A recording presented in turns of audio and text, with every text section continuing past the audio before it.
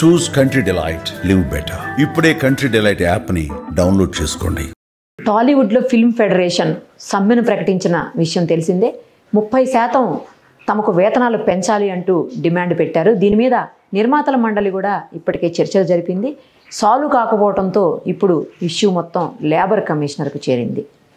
So దీని మీద మనతో మాట్లాడడానికి ప్రముఖ సీనియర్ జర్నలిస్టు ప్రభు గారు మనతో పాటు ఉన్నారు. ఒకసారి ఆయనతో మాట్లాడి మరిన్ని వివరాలు తెలుసుకుందాం. నమస్తే అండి. నమస్తే.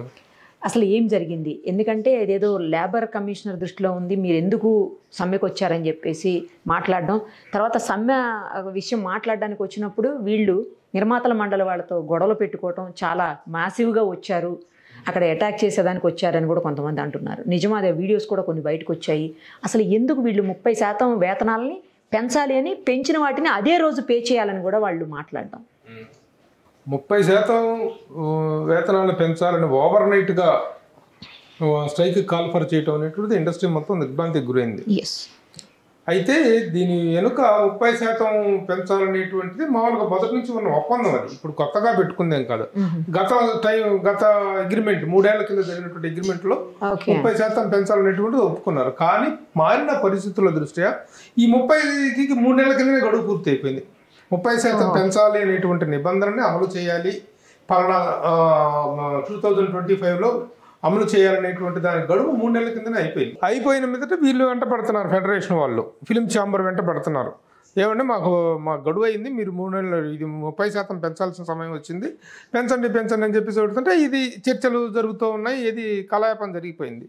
కాలయాపన జరగడంతో వాళ్ళు వెంటనే స్ట్రైక్. అయితే ఇప్పుడున్నటువంటి పరిస్థితుల్లో 30% పెంచడం అనేటువంటి నిర్ణయం తీసుకోవటం అనేటువంటిది నిర్మాతల పక్షాన ఆత్మహత్య సదృశ్యమే. ఎందుకంటే ప్రస్తుతం ఉన్నటువంటి నిర్మాణ పద్ధతులుగా ఇవి కానీ, కాస్ట్ ఆఫ్ ప్రొడక్షన్ కానీ, ఫెయిల్యూర్స్ కానీ, ఇటు బయ్యరు ఇటు నిర్మాత, చిత్ర నిర్మాణం అనేటువంటిది 3 విభాగాలుగా జరుగుతుంది. నిర్మాణం, పంపిణీ, ప్రదర్శన అనేది. ఈ 3 విభాగాల్లో ఏ విభాగం కూడాను సేఫ్టీగా లేదు. అలాంటి పరిస్థితుల్లో ఈ టైంలో ఇంత పెంచడం అనేటువంటిది జరిగే పని కాదు అనేటువంటి దాని మీద మల్లగొల్లాలు జరుగుతున్నమాట వాస్తవం. కానీ మా గడువు పూర్తయిన తర్వాత ఏ సంగతి తేల్చలేదు, మీరు పెంచుతారా పెంచరా అనేటువంటి విషయం మీద వాల్ ఆఫ్ ఏ సడన్గా స్ట్రైక్ కాల్ఫర్ చేయడంతో మొత్తం దిగ్భ్రాంతికి గురయ్యారు. దీని మీద ఇప్పుడు ఈ రసాభా జరుగుతుంది. ప్రస్తుతం లేబర్ కమిషనర్ ముందు ఇటు ఫెడరేషన్ వాళ్ళు, అటు ఛాంబర్ వాళ్ళు, నిర్మాతల వైపు ఛాంబరు కలిసి అక్కడ చర్చలు జరుగుతున్నాయి. ఏం జరుగుతుందన్నట్టు have to wait for. Actually వీళ్ళకి చాలా శాలరీ అంటే జీతాలు ఏవైతే వేతనాలు అవి చాలా ఎక్కువే ఉన్నాయి.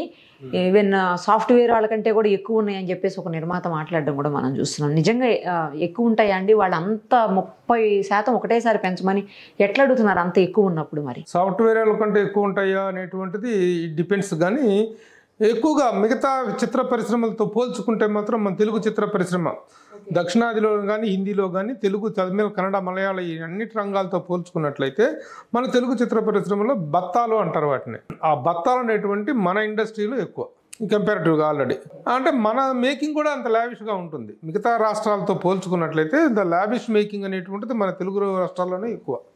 తెలుగు సినిమా నిర్మాణ విలువలు, మేకింగ్ స్టాండర్డ్స్, ఇక్కడ ఖర్చు, ఇక్కడ టేక్ ఆఫే చాలా ఎక్కువగా భారీ స్థాయిలో ఉంటుందన్నమాట. కాబట్టి దాని స్థాయిలో ఇక్కడ ఉండటం అనేటువంటిది జరుగుతుంది.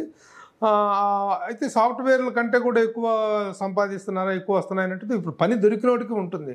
పని దొరకనప్పుడు ఖాళీగా ఉంటారు. దాన్ని కూడా యూనియన్ రూల్స్ ప్రకారమే అన్నారు. అయితే వీళ్ళు కూడాను, నిర్మాతలు కూడాను ఇంత సడన్గా దీన్ని తీసుకునే పరిస్థితులు లేరు. చాలా సినిమాల నిర్మాణంలో ఉన్నాయి. పెద్ద పెద్ద హీరోలు, స్టార్స్ సినిమాలు, టాప్ స్టార్ చిరంజీవి గారి దగ్గర నుంచి, బాలకృష్ణ గారి దగ్గర నుంచి, ప్రభాస్ గారి దగ్గర నుంచి, ఎన్టీఆర్, రామ్ చరణ్, అందరి సినిమాలు ఆన్ సెట్స్ ఉన్నాయి. ఆల్మోస్ట్ 90% హీరోల సినిమాలు సెట్స్ మీద ఉన్నాయి. ఉన్నప్పుడు ఇంత సడన్గా నిర్ణయం అనేటువంటిది షాకింగ్గా అనిపిస్తుంది. సో ఇప్పుడు కదిలింది. మీరు కమిషనర్ దగ్గర ఉన్నారు, ఎంతకు ఒప్పుకుంటారు? ఒకేసారి 30% పెంచమంటాం కాదు, మేము దఫాల వారీగా పెంచుకుంటాం. సంవత్సరానికి ఎంత పెంచుకుంటాం? 5% చొప్పున 5% చొప్పున పెంచుకుంటూ పోవడం అనేది హెల్దీ అనేటువంటిది. అప్పుడేదో అగ్రిమెంట్ జరిగింది 30 సంవత్సరాలు, 3 సంవత్సరాల తర్వాత చూసుకోవచ్చు అనుకున్నారో ఏమో. 30% పెంచాలనేటువంటి దాన్ని 3 సంవత్సరాల కింద తీసుకున్నటువంటి నిర్ణయం. కానీ ఈ 3 సంవత్సరాలలో పెరిగినటువంటి కాస్ట్ ఆఫ్ ప్రొడక్షన్ కానీ, పెరిగినటువంటి రేట్లు కానీ, ఇదిలో జరుగుతున్న నష్టం కానీ, వస్తున్న అపజయాలు కానీ, వీటన్నిటిని పోల్చి చూసుకున్నట్లయితే industry is not in a position, ముఖ్యంగా ప్రొడ్యూసర్ నేతను ఈ పెరిగిన ఖర్చులను భరించేటువంటి పరిస్థితులు లేరు. దీనికి వీళ్ళు చెప్తున్నది ఏంటంటే కోటాను కోట్లు తగలబెట్టేస్తున్నారు, హీరోలకైతే కోట్లు కోట్లు ఇచ్చేసుకుంటున్నారు, సెట్స్ మీద కోట్లాను కోట్ల రూపాయలు వేస్టేజ్ చేసుకుంటున్నారు, ఎడిపోయి మా దగ్గరికి వచ్చేటప్పటికి వచ్చిందా, దూలాలు పోతుంటే వదిలేసి గుండు సూదులను పట్టుకుంటున్నారు అని చెప్పేసి వీళ్ళు అంటారు, ఎంప్లాయీస్ అంటారు. ఎవరికి ఎంత ఇస్తాము అనేటువంటిది డిమాండ్ బట్టి ఇచ్చుకుంటాం మేము, అది మీకు అనవసరం అనేటువంటిది వీళ్ళ వాదన. అది నిజం కూడాను. డిమాండ్ లేని హీరోకి ఎవరు పే చేయరు వీళ్ళు.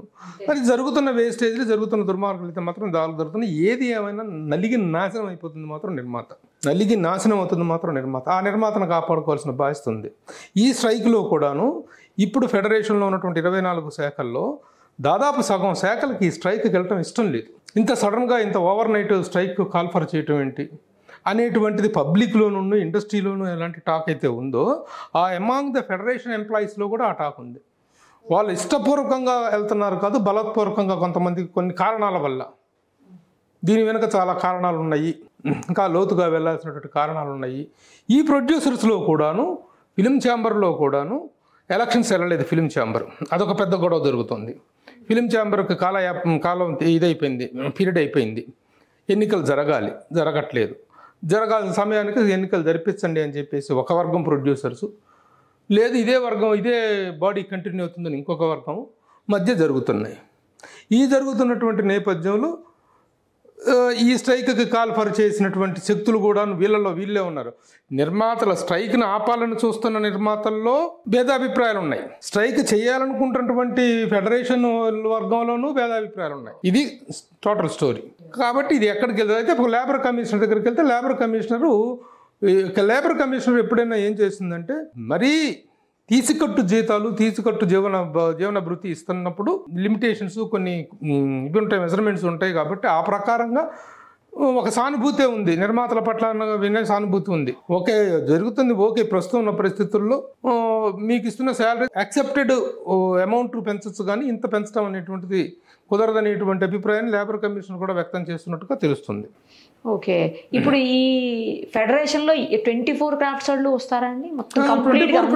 చిత్ర పరిశ్రమ అంటేనే 24 శాఖల ఇంద్రజాలం. అది 24 శాఖలు ఏకోన్ముఖంగా పనిచేసేటువంటి ఫెడరేషన్ అంటే 24 శాఖల సమాఖ్య, 24 అసోసియేషన్లు కలిపిస్తుంది ఫెడరేషన్.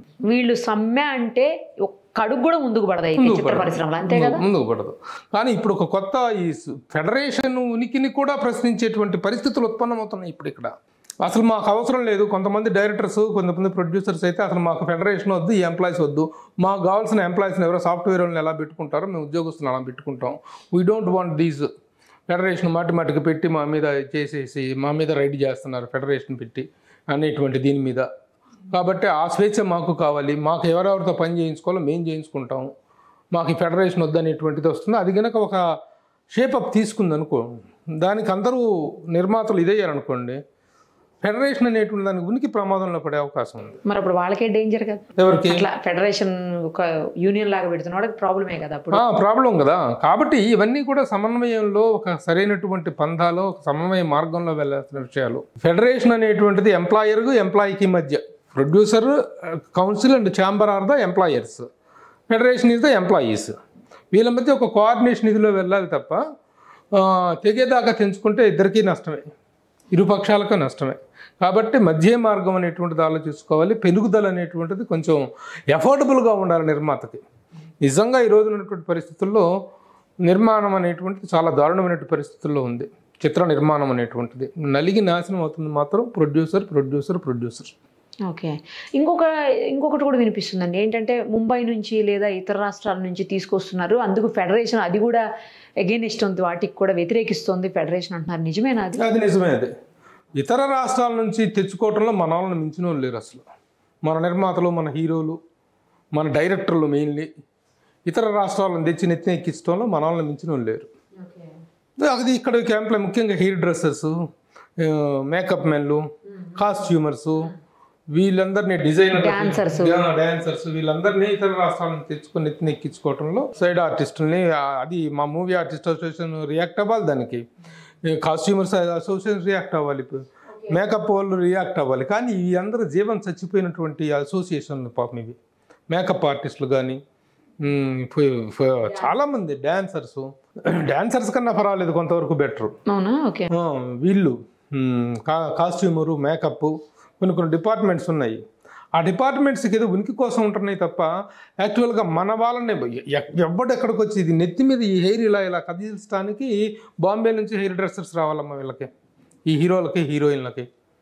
ముఖ్యంగా ఒక్కొక్క హీరోయిన్ వెనకాల వస్తుంటారు 10-12 మంది 18 మంది కూడాను స్టాఫ్ వస్తుంటారు. వీళ్ళందరికీ పోషించాల్సిన బాధ్యత నిర్మాత మీద ఉంటుంది. ఇంత ఓన్లీ పే చేయాలి, లేకపోతే ముందు మాట్లాడుకోవాలి, ప్యాకేజ్ మాట్లాడుకోవాలి. వీళ్ళందరికీ ఫ్లైట్ టికెట్లు, వీళ్ళందరికీ ఇక్కడ అకామిడేషన్లు, ఈ దరిద్రాలన్నీ ఉంటాయి. ఈ భారం అంతా పడేది ప్రొడ్యూసర్ మీద. ఎంత భారీ సినిమాలు తీసి ఎంత భారీగా ఖర్చు చేస్తే మాత్రం ఇటు ప్రొడక్షన్ కని పెట్టాలా, ఇటు దీనికని ఖర్చు పెట్టాలా? వీళ్ళ దురాగతమైనటువంటి డిమాండ్స్ వాటికి పెట్టాలా. ఒక సిస్టమ్ అంటూ లేదు. డిమాండ్ పేరు మీద వాళ్ళు జలగల్లాగా పీల్చుతుంటారు. ఈ వేతనాలు మరి మా సంగతి ఏంటని చెప్పి వీళ్ళు అడుగుతుంటారు. పెద్ద సినిమా పోనీ ఇంత జరుగుతుంది, పెద్ద సినిమాకి ఒక రేటు తీసుకోండి, చిన్న సినిమాకి ఒక రేటు తీసుకోండి అనేటువంటిది పెట్టుకుందాం అనేటువంటిది కూడా అనుకున్నారు. కానీ అది కూడా విఫలమైంది. చర్చలు దాన్ని కార్యరూపం దాల్చడంలో అది కూడా విఫలమైంది. ఎలాగంటే 3 కోట్లు దాటినటువంటి సినిమా 15 కోట్ల వాళ్ళకి 15% మేము తగ్గించి తీసుకుంటామని ఫెడరేషన్ వాళ్ళు, 3 కోట్ల లోపు సినిమా అని చిన్న సినిమాగా పరిగణించి దానికి మేము తీసుకుంటామని 15% తగ్గించుకుంటాం రేట్లు, మొన్న వరిజ ఎగ్జిస్టింగ్ రేట్లు తగ్గించుకుంటా ఉంటారు.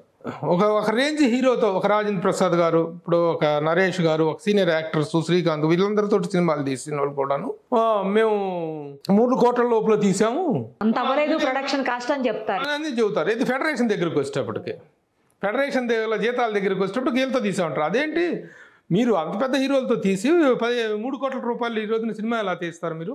చిరంజీవి గారి సినిమాకి లైట్ మోసినా, లేకపోతే చిన్న బడ్డింగ్ ఆర్టిస్ట్ సినిమాకి క్రీడగాకమని వచ్చిన కుర్రోడి సినిమాకి లైట్ మోసినా మా కష్టం ఒకటే కదా. ఆ లైట్ బరువుల్లో తేడా ఏముండదు కదా, ప్రొడక్షన్ ఇదిలో తేడా ఏముండదు కదా అని చెప్పేసి వీళ్ళ వాదన. సో ఇలాంటి వాటి మధ్య ఒక సమన్వయ విధానం అనేటువంటిది కావాలి. ఆ సమన్వయం పరిచేటువంటి ఒక అక్రాస్ ద టేబుల్ కూర్చోబెట్టి సమర్థవంతంగా దాన్ని లీడ్ చేయాల్సినటువంటి వ్యక్తులు లేరు. వాళ్ళలో వాళ్ళకి విపరీతమైనటువంటి విభేదాలు ఉన్నాయి. ఇవన్నీ సమస్యపోవాల్సిన అవసరం ఉంది. బట్ ఏదైనా లేబర్ కమిషన్ డిసిషన్ కోసం మనం వెయిట్ చేద్దాం. బహుశా ఈ రోజు కమిషనర్ గారి దగ్గర, లేబర్ కమిషనర్ గారి దగ్గర సాల్వ్ అయిపోద్దేమో లేండి. అవుతుంది, ప్రాబ్లం సాల్వ్ అవుతుంది. యాక్చువల్గా ఏంటంటే దీన్ని అందరూ సమ్మె కావాలనుకుంటున్న వాళ్ళు లేరు ఇందులో. ఇటు ఫెడరేషన్లో సమ్మెని నిర్విమర్శింపజేయాలని చూసేవాళ్ళు నిర్మాతల్లో ఉన్నారు, వద్దనుకునే వాళ్ళు కూడా ఉన్నారు లోపాయకారిగా. లోపాయకారిగా చాలా జరుగుతున్నాయి. అందుకని చెప్పేసి we have to wait and see. ఏదేమైనా లేబర్ కమిషనర్ డిసిషన్ అదే ఫైనల్ అవుతుంది. థ్యాంక్ యూ అండి, thank you so much. Suman టీవీలో మీ పర్సనల్ అండ్ బిజినెస్ ప్రమోషన్స్ కోసం కింది నెంబర్కి కాంటాక్ట్ చేయండి.